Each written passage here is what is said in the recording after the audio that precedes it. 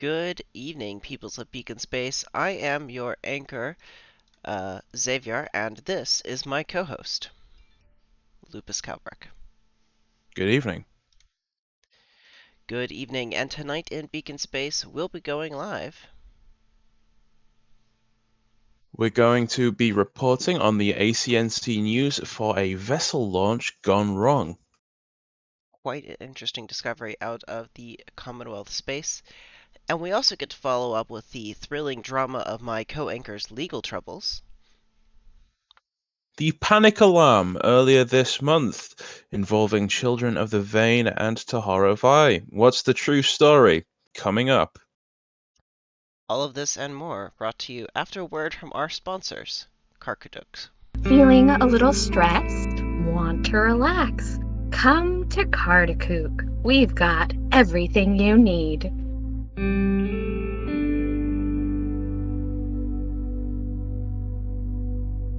And we thank the Kardakookian, I guess that's right, advertising agency for their promotion of their planet today as we get ready to start our news show. Well, welcome everyone. I'm Xavier Stordes. You may also know me as Lichmaster from the Discord server Unrestricted Lorefare. And welcome to our Beacon broadcast tonight, or our lore stream for the 13th. And yeah, I got my lovely co-host with me, Calbreck, today, and we'll be going over the news from the sector. Anything to add, Cal? Nope, I'm Rupert Calrict. I am the co-host for the Law Stream. We'll be going over some submissions from factions.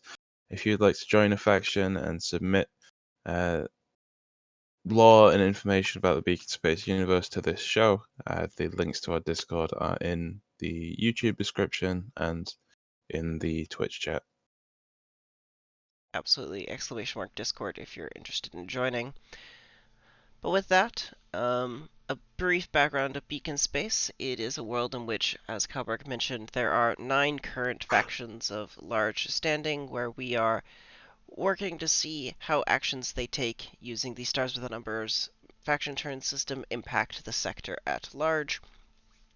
Today we go over the news that's been supported from the results of last month's turn, along with any other just updates or general lore that the factions wish to show off, such as the new planets that have been explored, even if were explored several months ago, as it can take, understandably, a reasonable amount of time for people to get together a good and reasonable description of these planets.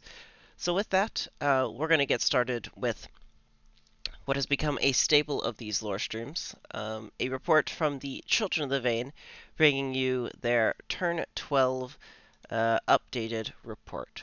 Let's take a listen.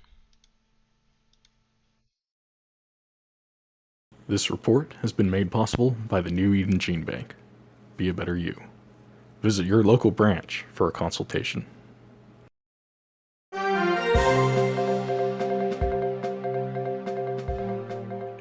Hello, Beacon Space. This is your favorite reporter, Chaz Gusto Prime, here with the latest in the news this cycle. More vein exploratory discoveries, a false alarm, and an update on the greatest legal drama of a generation. For our first story this cycle, the latest on Kangaroo Court, the L. Calbrecht story. AI technicians are scrambling as the Station Judicial Oversight Program, Judge Clouseau's latest programming hiccup, has unilaterally issued a new Justice Department mandate sentencing a minimum of death in the ongoing drama until, quote, the missing pink case file, end quote, is found. Further, by order of the Clouseau program, the Calbrecht case must henceforth be performed in the manner of a stage play, with the use of operable fishbowls as headwear. BBTV5 was able to procure the necessary legal attire for the ongoing television of the case. With all things set, the legal battle before the Honorable Judge Kangaroo resumed in earnest. Both sides successfully gave their opening arguments through the red Mobius tape course and had no issues in the quantum unfunhouse cross-examination round. But things seemed dire when L. Kelbrecht's fishbowl helmet sprung a leak during the proceedings. Fortunately, the defender managed to finish closing arguments before the helmet was out of water. Viewers, I have never heard an Ira Rosen talk this fast in my life, and I would know. I was raised by one. Truly an impressive display. With that, Judge Kangaroo went back to their office to deliberate on the verdict. Meanwhile, AI technicians led by Kron lead engineer Thal went deep into the courthouse AI core housings in subfloor 205. While evading malfunctioning security AI Ricky A and court-appointed cyber assassins, the technicians managed to locate and present the pink case file to the core, but color recognition error resulted in a mauve readout, forcing them to combat the Bob Gross process to correct the color recognition system. Watch their epic battle now on BBTV5. Color corrected too. Once corrected, Judge Clouseau accepted the file and rescinded the death penalty mandate. Following deliberation, Judge Kangaroo came to a verdict and ruled that Kelbrecht was innocent on 4 counts of bribery, but guilty on 2 counts of tax evasion. Normally, the sentence would be 5 years in prison and a massive, massive fine. But, due to Kelbrecht's moving performance, he's been placed under house arrest until the fines are paid. As a reminder to our viewers, Kelbrecht's legal home is currently the premises of BBTV headquarters. Not a bad turn of events for our good friend Kelbrecht, though astute viewers may recall that his initial criminal charges had absolutely nothing to do with bribery or tax evasion. Next up, a brief word on the latest from the Vane expeditionary fleets. Rites of Spring. Vane surveyors appear to have discovered the descendants of some long-lost Vane explorers on a pair of uniquely inhospitable worlds, designated AS and AT. The network has acquired an inside scoop story on that later in the hour. For our last story, a small report on the momentary panic in telespace earlier this cycle, listeners. Sources within Planetary Defense noted that ships of the Fugu-Afli Klika Itahura Vai fleet were detected readying weapons and conducting deep space scan orbits over Tellus. Defense officials hailed the fleet, and they were met with the following message as they then powered down their weapon systems. Quote, "We've had a slight weapons malfunction, but everything's perfectly all right now. We're fine. We're all fine here. Now, thank you. How are you?" End quote. Defense officials offered to send personnel to assist in repairs, but were politely declined. And that concludes our sector report for this cycle, listeners. More worlds, riveting court cases, and panic. What's in store for the sector next cycle? Who knows? This has been Chaz Gusto Prime, blipping out.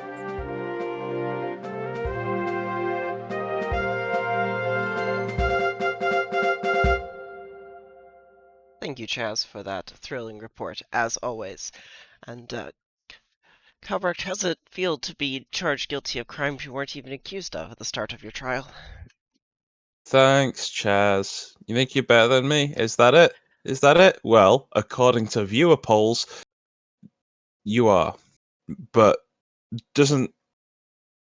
Let's just move on. With that disappointing result for your court and legal troubles out of the way, we'll move on to. Oh, I'm sorry. Production? Is it breaking? Okay, it's breaking news. We're going straight to the Assembled Commonwealth's update on an explosion.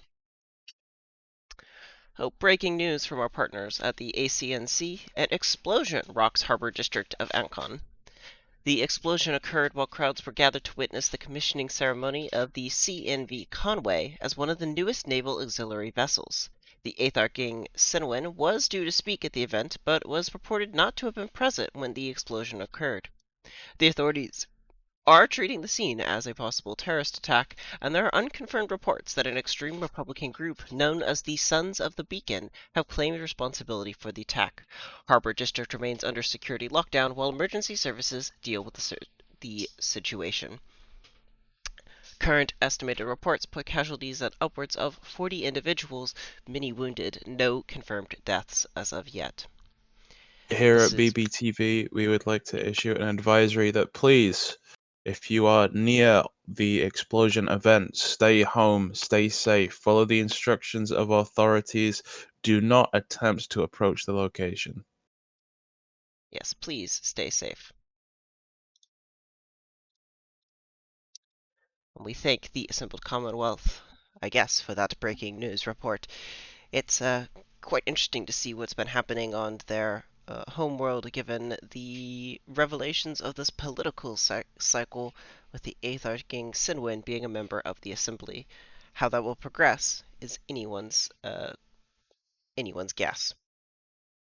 But you will be the first to know, viewers, as BBTV brings you the hottest updates.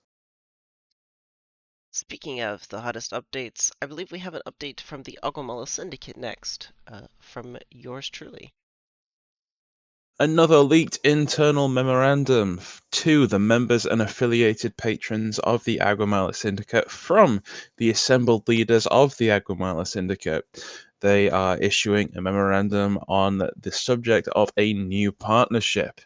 The memorandum reads, as part of the continuing efforts of Project Anaziti, Aguamala is pleased to announce a broadened relationship with the local leadership of Planet Q, which will now be known as Quetzalcoatl, located in Celia's Reach.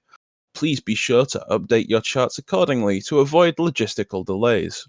This announcement marks the start of a broadened relationship with the leadership of Quetzalcoatl, where Aguamalan hunters and researchers will be granted greater access to the planet's resources in exchange for support of local movements to re-establish footholds in territory deemed too dangerous for settlement. These restrictions come as a result of unknown alien ruins located intermittently within them, which have helped limit casualties but have also severely limited the availability of resources needed to establish automated industry. As such, industrial advancement has become a major area of future collaboration with the Aguamala Syndicate. Initial expeditions to investigate these ruins are still being assembled to assess current risk and establish a plan for future operations. It is hoped that the investigation into their origins and the reasons for their supposed inhospitality will provide mutual beneficial information to all involved parties. For continued details on the activities, or to request to join a future planetary expedition, please contact the Syndicate's primary outpost on Quetzalcoatl. Quite nice. Quite interesting to see how this planet will advance with the introduction of the Syndicate's resources on board. If you are interested in joining up, PBTV wishes you to take advice of that last line and contact the Syndicate's outpost on Quetzalcoatl. Next up, we have information from the ever ignomous To Horrify. Yes, the To Horrify are providing an update regarding the search that was going on outside in their sectors, I believe the 408 sector, where they are currently investigating a ruin that has appeared. While searching for this lost facility, the exploratory ship managed to find itself trapped in a gravity field. Improbably, the field appeared to follow the ship, despite attempts to navigate around it. A highly qualified gravity lens was eventually able to chart a safe path through the gravity field. However, the encounter with the field resulted in minimal progress in the search for this lost facility. Ship's records indicate that even though a measured distance was traveled, the ship remains where it was prior to traversing the gravity field. As of yet, there is no explanation for this phenomena. Incredibly spooky. Remind me to set my nav to avoid 408 for the time being. Until that lost facility is located, it does seem safe if you need to avoid transit through this area. Gravity phenomena have been plaguing exploratory fleets recently, with many taking damage to their drives.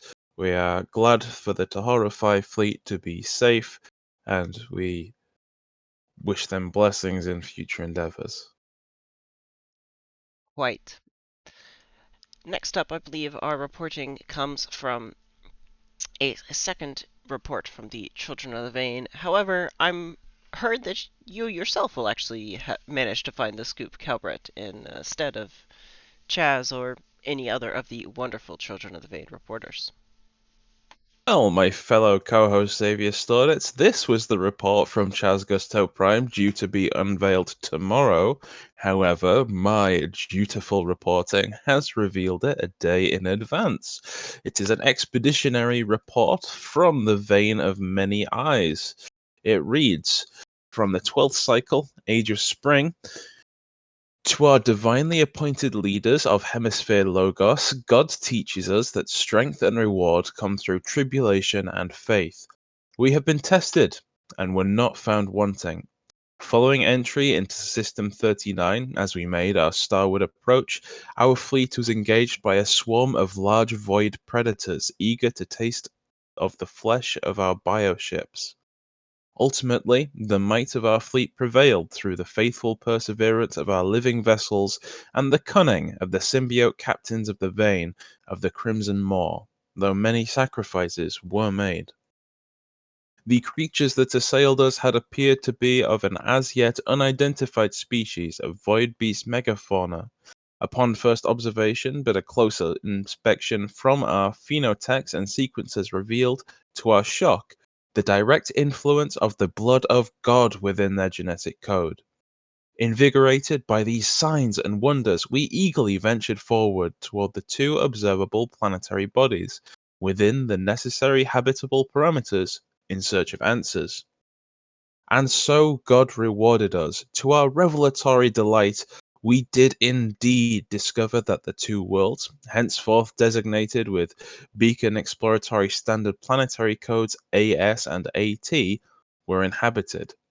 What's more, our surveys found evidence linking the inhabitants of these worlds to the long-lost pilgrims of the Vein of the Heavenly Path, who vanished so long ago in the first 301st cycle of the Age of Winter. Initial surveys of planet AS reveal a unique quirk. Though at first appearing to be a barren and nigh airless planet, we soon came upon a number of sunken biomes interspersed across the world, appearing as titanic pits bored deep into the crust, rich with air and life. The lost pilgrims have settled themselves into these pit biomes, building a worthy civilization. What's more, further observations revealed great birthing pools for the void beasts we encountered, located within a number of these pits, from whence we believe these lost children of God have been experimenting. Elsewhere on planet AT, we observed a world of inert and seemingly unbreathable gases with a biosphere of wet primordial bogs rich in microbial life, stretching across an equatorial belt of an otherwise inhospitable world of tundra, glaciers, and frozen barrens. The local inhabitants, also appearing to be descendants of these lost pilgrims, seem to have reverted to a primitive state of nomadic warrior tribes. However, our sequences report that the population of this world appear to have experienced a miraculous evolutionary ascension through some form of biological integration with the aforementioned microbial life native to the planet. It not only grants them the unique ability to breathe unassisted on the world, but also seemingly granting them incredible regenerative properties that appear to have extended their lifespans by centuries, if not achieving natural immortality altogether. It is our, that is, the children of the veins, humble opinion that further study of this phenomenon phenomenon is paramount in the interest of pursuing God's plan. Cultural contact has not yet been made with the natives of planet AS and AT, as the lives of many missionaries were lost in the void engagement mentioned earlier in the report. And by order of Symbio Admiral Redscale of the Vein of the Crimson Maw, commander of the fleet, we have withdrawn to System 38 to heal and recover. However, our experts will continue analysis of the cultural data and languages observed on these worlds. Lastly, our second path of surveys of the planet AQ, our current location, have revealed that the residents of the world have been utilizing some manner of synthesized mind-altering chemical gas mix derived from certain invasive hallucinogenic toxins found within the local atmosphere in order to preserve their reported simulation stasis, leaving the population sedated and vulnerable. It is our belief that this world falls within the parameters of our holy mandate. We await further directives. God's will be done. Signed off by Oracle Superior Magnolia Pale of the Vein of Many Eyes. It is quite an amazing report you have managed to discover a day before Chaz was set to release it. I will pip him to the post continually until I win back my favorite reporter award. Seeing as you were the winner for the mere decades prior, it only seems right that you would continue this rivalry. Curse you, Chaz! We thank the Children of the Vein for their reporting, and for Calbrick's discovery of it a day early. Moving right along to our final faction report of this evening, the Concord of Mutual Disdain would like to introduce everyone to a new lore page they have added for the planet of Yakia. This planet was recently rediscovered in the 1410 system and has been planted as a planetary government of the Concord of Mutual Disdain. They've detailed out the world, some giving some details and descriptions as to the different details that existed with these planets when they're created, from the bubble cities and sectarians, along with the tech level, to give a description of the different settlers of Yakia and the history of the planet previous to its reintegration of the Concord of Mutual Disdain's government rulership, along with a very detailed description of the planet's environment and some local populations. If you're interested in reading more about this, there'll be a link in the YouTube video down below, or I'll throw a link into the Twitch chat so you can check it out now. And then there's also, I'm sure it will be posted in the Discord channel shortly after this stream goes live. But we'd like to thank them for their effort of getting this page together. It's quite interesting and very, very detailed. One of the very cool things to me is the mythos of the planet of Yakia and its difference from the people who live on Kartakuk is a um, very interesting read. We have a growing number of these well fleshed out and very well written wiki pages, and it's awesome to see expanding out the universe and really showing care for the game that we're all playing together. And as worlds and locations get more detailed out, there's an increased chance that it will show up on a Beacon Space Free Agents campaign as a location of interest or where a mission takes place. Locations where factions have some really sizable jurisdiction over planets they've placed bases of interest or seized planetary government of. We'd like to give the factions a chance to give us some details of the worlds before we place any sessions there, just so we're not establishing details before them. And speaking of free agents, we do have a report from the Penumbra today.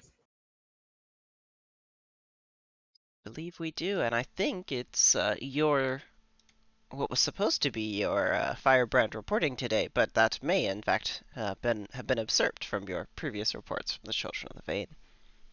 Yes, indeed. Usurping Chaz Gusto Prime, I cannot do anything sweeter. However, I shall attempt to bring my runner-up report in the form of reporting on Automacon, the automation convention run by the Agomala Syndicate.